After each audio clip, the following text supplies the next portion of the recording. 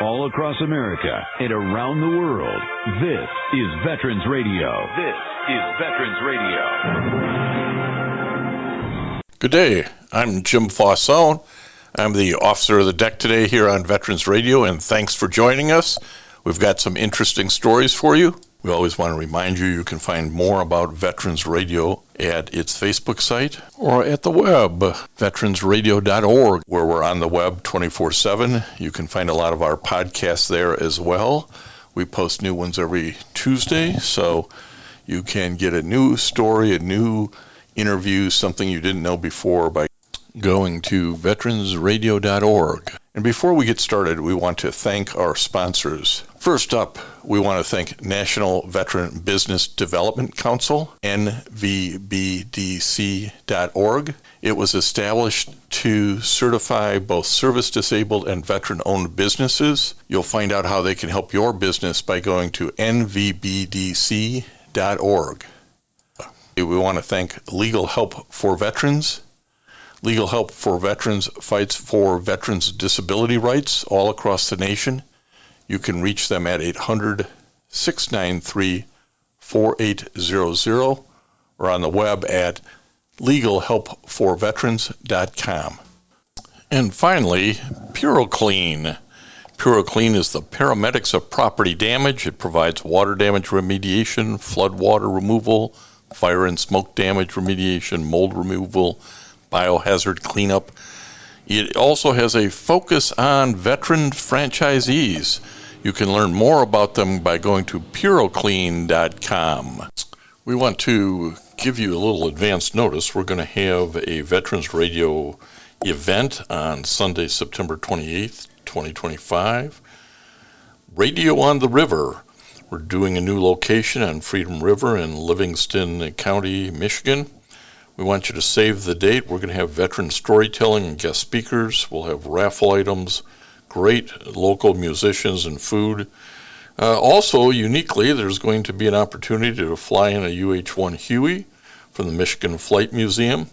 And maybe you can also win a free ride that way. But plan on supporting Veterans Radio either by buying tickets or sponsoring Radio on the River. Contact us at Dale@veteransradio.org or Jim@veteransradio.org to get more information, but we'd love to have you come out, and we'd certainly love to have you sponsor.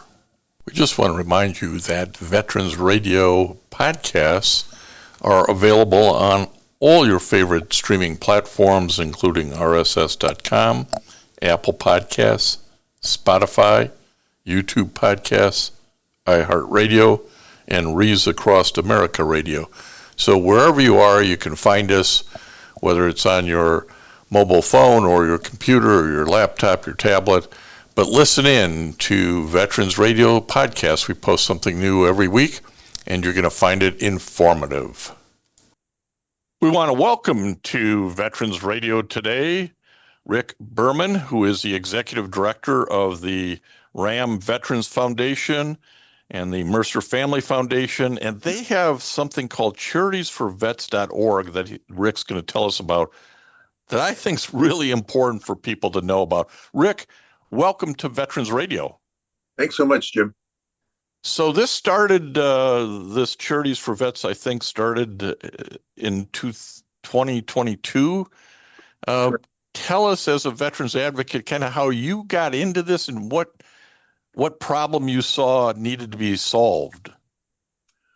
Well, I've had a long history of advocacy on behalf of private interests, ranging from issues in the environmental area, labor area, financial area. And basically what I was doing on behalf of clients is correcting the record in terms of public opinion.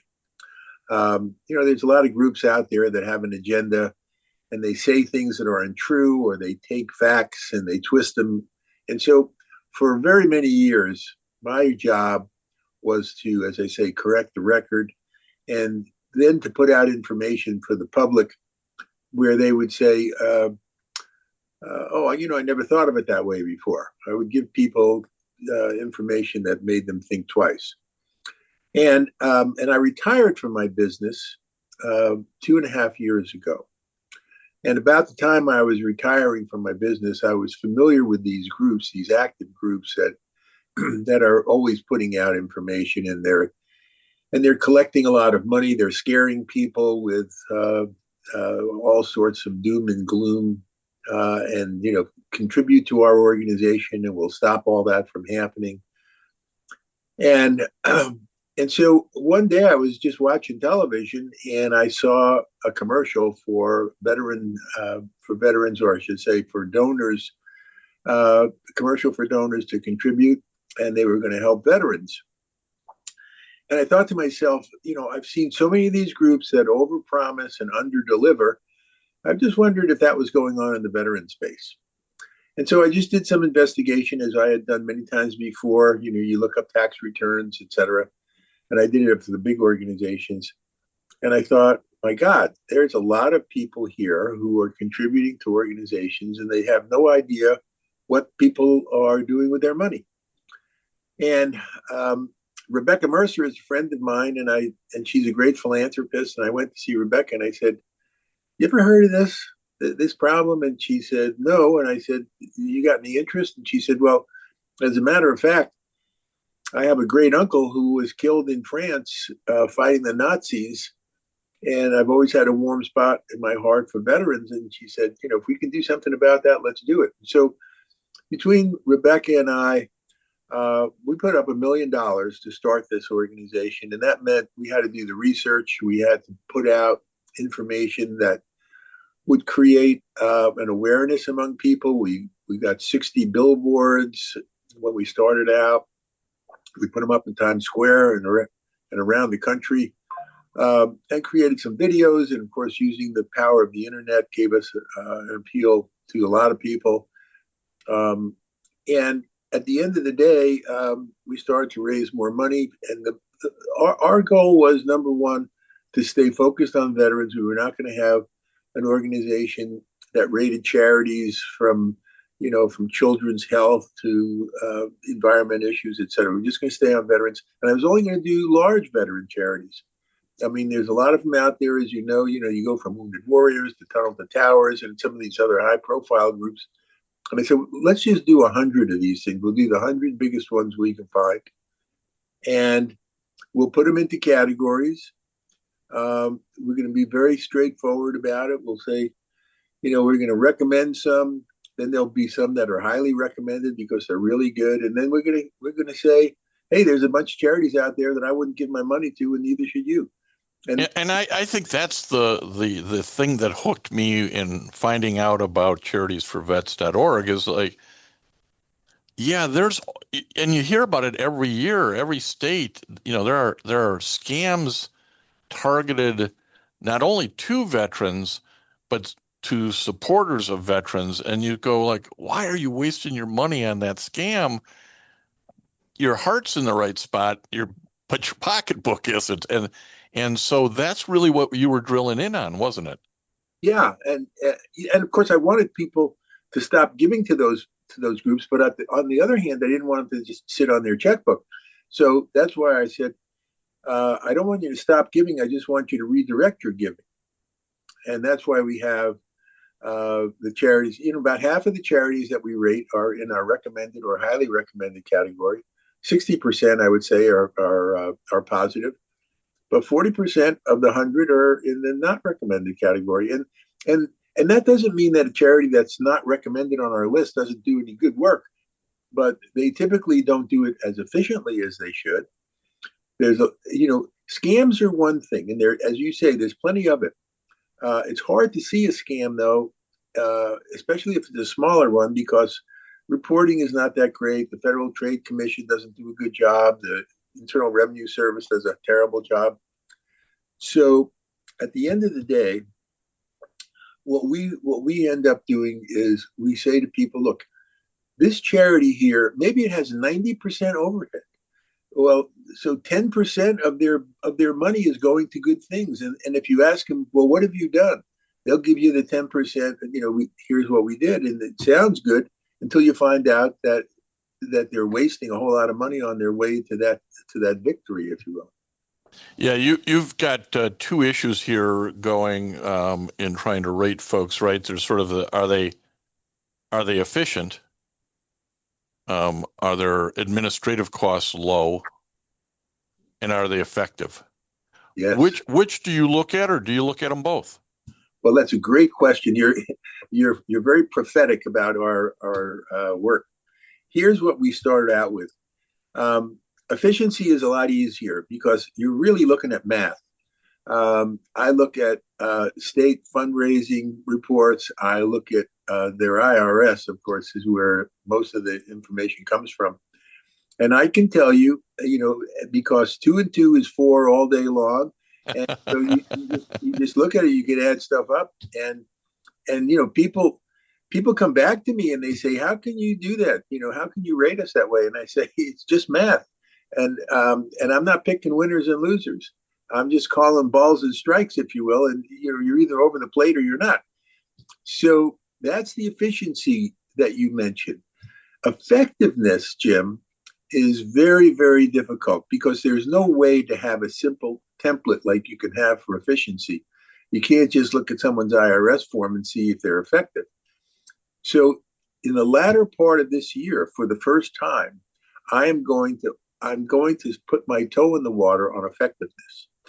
And we are going to start coming up. I have some ideas. I don't want to announce them as such because we may change them along the way. But we are going to get into the effectiveness business. Well, I think that's excellent. The efficiency math, if you will, and you're a guy familiar and comfortable with numbers, is sort of black and white. And as you say, they can call you up and complain about the rating, but you say, look at your numbers, it's math. And you're getting that from what I'll call open sources, right? Right. This is their IRS Form 990, and this is their tax returns, and maybe things on their own website that they publish, maybe things that they report to the state attorney generals. So that's all open source. They can't be very critical to the organization about that, I suspect. Or once they are critical, they quickly back away. Is that what you've been experiencing? Yeah, and of course, you can still game the system if you're looking to do that, if you're the charity. But we look a little tighter at it. For instance, there's something called joint cost accounting, where people are able to hide their overhead by saying that what they're doing is educating people. And without getting into the weeds on it, we don't allow people to spend very much money on what we'll call joint cost accounting, where they're hiding their overhead.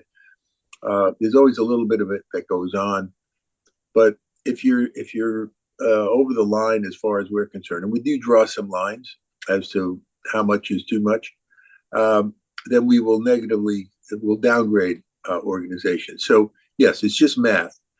I went through the website, and I do see that you draw some lines about how much should or shouldn't be spent on administrative overhead like that sort of thing. Can you talk a little bit about the lines that you draw? Yeah. Well, for instance, if you on fundraising, if the fundraiser is making more money than the charity is off of a particular campaign, we say they're not recommended. If you've got more than 25% of your budget devoted to overhead, more than 25%, we say you're not recommending. And mind you, there are charities out there where their overhead is under 10%. And so when I see a charity that's got 50% overhead or 60% overhead, I say, there's no reason that this thing can't be managed properly. And again, it's not necessarily a scam, but there is a lot of people who are running these organizations who shouldn't be running a convenience store. They're just not that good at running a business. And we know that's true about all sorts of institutions where people are managing more money than they have any knowledge of managing. So the fundraising, the 25% overhead, maybe you have too much money in the bank. People are giving you money and you're keeping it in reserve for some rainy day. That's what I heard somebody tell me once in the early stages of this. He had 5 times his budget in reserves. And I said, why do you have so much money there? people are giving you the money to spend on veterans, and you're putting it in the bank, so to speak. And he says, it's a rainy day. It's a rainy day fund, he said. And I said, well, for some of these disabled veterans, it's raining every day. So how about spending the money? And so if you've got more than 3 years worth of your budget in reserve, we will downgrade people for that. And that may be, I just hinted at something that may be the most important fact. If you look at other rating agencies, there are some other rating agencies out there that rate charities of every kind. Now, of course, we're just doing veterans, and we're only doing 100 veteran charities. But what they do is that they grade these organizations, whatever kind of organization they're grading. There's an averaging component to their algorithm. So if you're good in one area and you're bad in another area, they average it out by some formula that they have, and so now you get a middling grade. You got an A here and an F here, so you get a C. Now you're sounding like my high school geometry teacher here. yeah, exactly. So and everybody's familiar with that. You do well one area, you do poor another. Well, with us, we decided that wasn't the way to go. If we had these main factors, and if somebody's got excessive overhead, but they're good in all these other areas, we're not going to average it. We're going to say, if you got excessive overhead, you fail. And so we have a pass-fail system for every one of the factors that we use in our judging. And if you fail in any one of those factors, you hit the not recommended category.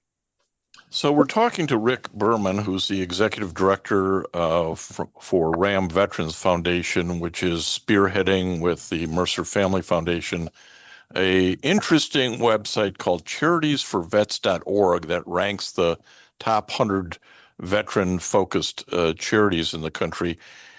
And one of the things that I also liked, not only is that you draw lines, but you're willing to say, name names, if you will. Hey, here's the recommended, here's the not recommended. You actually have a screen that says examples of waste and abuse. And when I'm looking at these, one of the things that sort of comes to my mind is there's a lot of similarity in names or confusing names where I think I'm doing a national organization, maybe, one of the VSOs, Veteran Service Organizations. But I'm thinking, I bet there's somebody else. Have you bumped into that some of this is name confusion as to which charity I'm giving to? Absolutely. And a lot of the people who give to charities are older people, and it's easy for them to get screwed up by thinking that they're given to one and they're actually given to another. The brand confusion is rampant. And actually, you can see some of that on our website. But, I once looked up, this is a year or two ago, I once looked up how many organizations had wounded warriors in their name. And there were 57 organizations that had wounded warriors in their name. Could be Wounded Warriors of Detroit, or right. A lot of variations. So sure, you're right on that one, Jim. No, that's I was searching for the right word, but you used it. It's brand confusion. It's is the Disabled Veterans National Foundation, which is on your list of examples of waste and abuse. Is that DAV? Yeah, I read it again. I said, well, that's not DAV. It's easy for even those paying attention to get confused. The Purple Heart Veterans Foundation. I don't think that's the Purple Heart Legion. I think that's something else, So you've done 100 of these, and there are probably thousands because your criteria was what, 2 million in or something in annual giving or receiving? It's now 3 million or more. Okay. There's so many small ones, it's ridiculous. Yeah. What advice do you give folks who go, well, I don't see this on your list, but that doesn't mean anything other than it's not big enough to get rated? That's right. And I might have even missed some big ones. Every so often we'll find one that we didn't know existed. But that's the problem. Someone told me once they had done the research and that there were 45,000 veterans organizations or organizations with veterans in their name. That doesn't surprise me. That number's shocking number, but I go, yeah, that, probably. Yeah, And a lot of them are these mom and pop operations people with a good heart. I'm not saying everybody does this, for criminal reasons. People with a good heart, they start one of these. In fact, I get a lot of people from these small ones who ask if we would please rate them because we're doing a lot of advertising and they'd like to be on our website. And I tell them, look, I don't have the bandwidth to go after all these groups. I want to just go after the ones that are big enough to be making a difference. Well, and I see some of these that you've rated, combined, and it's probably a marketer's dream, right? Let's combine veterans and dogs. Everybody likes that, and you've got a few of those. Like, hey, they're the lines we draw. That some of these aren't good because they've got spend too much here or there. Notwithstanding, they're plucking two of your heartstrings, dogs and veterans. You got it. Yeah, there are several service dogs organizations for veterans. Yep. As you went through and you do this and continue to refine it, what has surprised you? Well, in a positive way, one of the things that surprised me is that some people have called me up after they discovered that we're rating them and we're rating them poorly. They've said, okay, we understand why you rated us poorly. And we think that we could probably change the way we do business, and we'd like to get into a different category of recommended. And I say, one of the things that we have, it's a signature of our group, is that I will take any appeal, any reasonable appeal, and if you make that case, we will in fact change the ratings. And so I've actually done that 2 or 3 times. So that was a good thing. It surprised me that people were willing as opposed to just getting nasty about it. The flip side of that is that there have been some very nasty people who have been angry over the fact that we rated them the way that we did. And I said, look, that goes back to what we talked about earlier. I said, look, it's just math. And, they'll say, well, you're looking at it incorrectly. There are some people who say overhead should not be a factor. I say, well, you can make that case if you want to, but if you're wasting money, that's the first place I'm going to see it is overhead. And if you want to make the case, someone will say, well, we have to pay excessive salaries to get good people. I say, that's not the case. I mean, I'm doing this for free. I don't take a salary. There are people who will do that. And then there are people who are getting $500,000 a year. Well, if you're getting, 6-figure salaries, you're going to have high overhead unless you've got really high revenues. And if you think the only way you can run this is with very expensive staff, well, it's your choice, but I'm going to report it as such. Yeah, absolutely. And particularly all of those small charities in that 45,000 number or so, there's plenty of them that are 100% volunteer that they don't collect more than 40, 50, 100, 200 grand a year, but it all goes right back out the door. So when you just because you got big doesn't mean you get to be live lavishly. Right. I mean, fancy office buildings. I mean, there's a lot of ways to spend money. So, Rick, as you go forward here and you're kind of going to dip your toe into effectiveness, that'll be an interesting challenge. And when you get that up and running, we'd love to talk to you about that, sort of how you set the bar, how you make some of these determinations. But as we wrap up here, what advice would you give not only veterans, but friends of veterans who are donating to these causes? What advice would you give them before they write that check? Well, of course, not everybody has the capacity to do their own research. So I would like them to say, at least if they're thinking of a charity that we are already grading, to just go to our website. That's another distinguishing feature is that our ratings are for free. There's no fee, there's no subscription. You just get on the internet and there it is. And we're updating it on a very regular basis. So I would say, go to our website and see if it's there. Now, some people have called me up or emailed me and say, could you please rate this charity for me? And it's not on our list. And I typically say, look, here's how you rate it. And sometimes if I've got nothing better to do with my time, which is not too often, I will look at a charity and just do a superficial rating. And I'll just go back and say, well, they look like they're pretty decent people, or otherwise. So there's not much I can tell people. I'm not going to tell people to go and do their own research on with tax returns, because if you can read a tax return, you don't need my advice to tell you to go find it. No, it for most people that we don't have the time, we don't have the expertise, the patience to do all the homework. That's why charitiesforvets.org is so important. I want to thank Rick Berman for his time today and for the good work that RAM Veterans Foundation and Mercer Family Foundation are funding through this effort. Rick, I really appreciate you explaining this to us today. Jim, it's been my pleasure.